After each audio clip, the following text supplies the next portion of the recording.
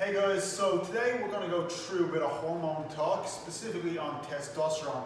And the reason I chose testosterone is I feel like there's a lot of wrong or misinformation out there about this hormone. So no man better than Dr. Serrano to talk about this hormone specifically. So first question is, what exactly is testosterone and how is it made in the body for males and both females?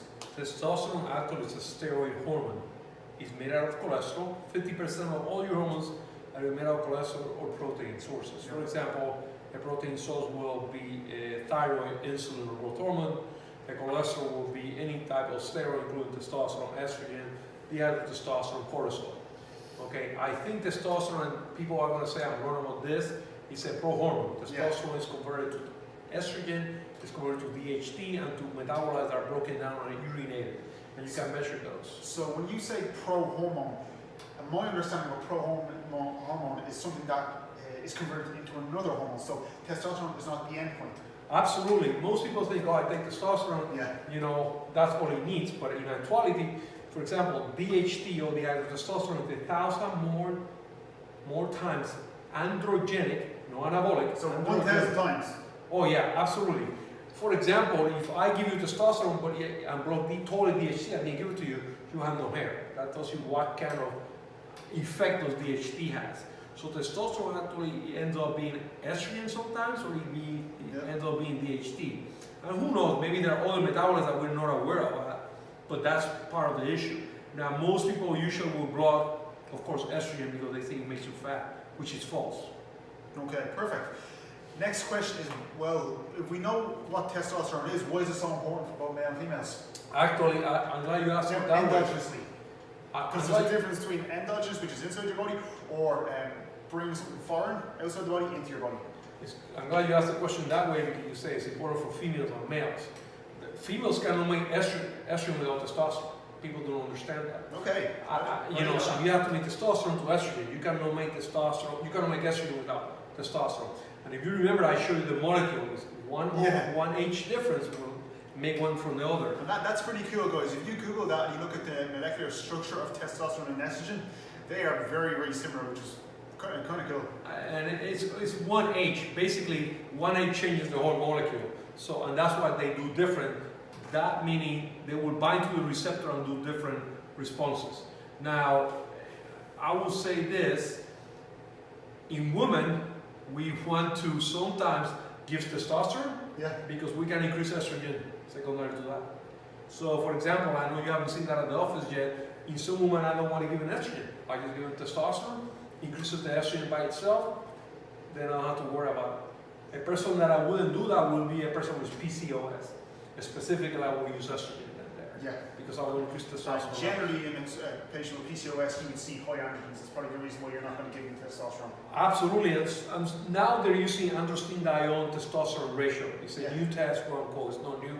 It's old, but they're trying to use that as a marker. PCOS is not diagnosed with blood tests. I want to tell everyone. I know I have a high insulin, I have a high testosterone. Absolutely not. It's diagnosed clinically. I need to listen to your history. Maybe adding the blood test, then I get a guideline. One of the biggest one that people do not use, LH-FSH ratio. If it's 3 to 1, make it safe. 3 to 1, you're almost sure that you have PCOS. Okay, so I give you an idea where you are. PCOS is not diagnosed by ultrasound because it depends on your cycle. You can have a little cyst or not. So no, it's blood test and history. Perfect. The next one is, are testosterone levels purely genetic, or does diet play a role in testosterone? Oh, absolutely, diet plays a role on it. Genetics plays a role on it. Okay, I will say this. 60-40? 60% genetics, 40% diet? I'm going to give you an example. I can take a person that is supposed to have very high levels of testosterone, but I don't give him the nutrition, malnutrition on the streets. That person is not going to develop to what he was supposed to be. Now, one thing that we're forgetting is we need to be aware of the receptors, and I know you have learned a lot about the receptors. But that's my next question. Testosterone, testosterone is clinically 60% dependent on the genetics. Okay? But again, I'm not talking about receptors, I'm talking about pure numbers toward testosterone. The other 40%, and people are going to say 40%, yes, 40% is due to diet. For example, my testosterone levels And Robbie keeps making fun of me at 289, which is absolutely super low, and he keeps, oh, you need them, you need them, you need them. I do need them, maybe. So healthy levels would be maybe in the 700-800s, and super physiological levels would be in the thousands, maybe 1500s. And I have seen natural people on the 1468. That's the highest number I ever had on a person. And he's a strength coach from North Carolina. Perfect. So this next question you kind of led into already, but what are androgen receptors and how do they work in the body? Okay, most people don't understand that. They come over 400, 600, 800, 1,000. I'm taking all this testosterone, my friend's taking 200, and I'm not getting as big as my friend. Well, yeah, it can be the workout. Again, it can be the diet, of course, makes a difference. But that's a person that sometimes you go, well, how good are you? Are you losing your hair? Believe it or not. It's a sign of good receptors, actually, believe it or not. 2, is your friend actually not only losing his hair, it's getting much larger and faster than you are? It's because he might have better receptors. Because I can have 100 keys but 2 locks. I'm going to only open 2 doors. But if I have 100 keys and I have 50 key locks, now I'm going to open more and I'm going to be able to have what I would call a better response. And that's where we differentiate a lot. Perfect. This one now, because there's a lot of bullshit supplements on the market. You go to a supplement store, you're going to see testosterone boosters, this, that, and the other. But is there any supplements you think are totally bullshit or you would recommend for raising Testosterone levels. to a level higher? Okay. Hey Zoe, stop.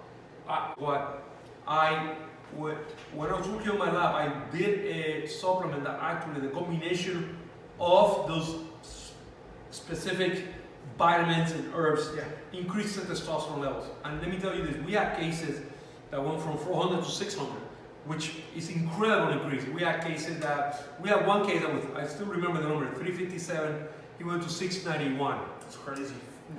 Which is super incredible results. We did not change that. Those people were working out, but we didn't want to change that because the diet can change your testosterone levels. Now, are those levels enough to make a difference in which you say, oh my God, I'm going to get massive? No. Are they good enough to make you feel a little better? Absolutely, you can. Improve quality of health, energy. Yes, but they're not going to give you the result that testosterone gives. So last question is there any good resources, books, websites, or podcasts you recommend for learning a lot more about hormones and even androgen hormones and testosterone? One of the best guys from the world, Neil Rozier, Mario Di Pasquale, but he retired, he doesn't want to talk to people. He's got some fantastic books as well, guys, so I'd look into more Di Pasquale. And Jay Campbell, he's a little crazy, but it's worth listening to him. Definitely. Okay, thank you.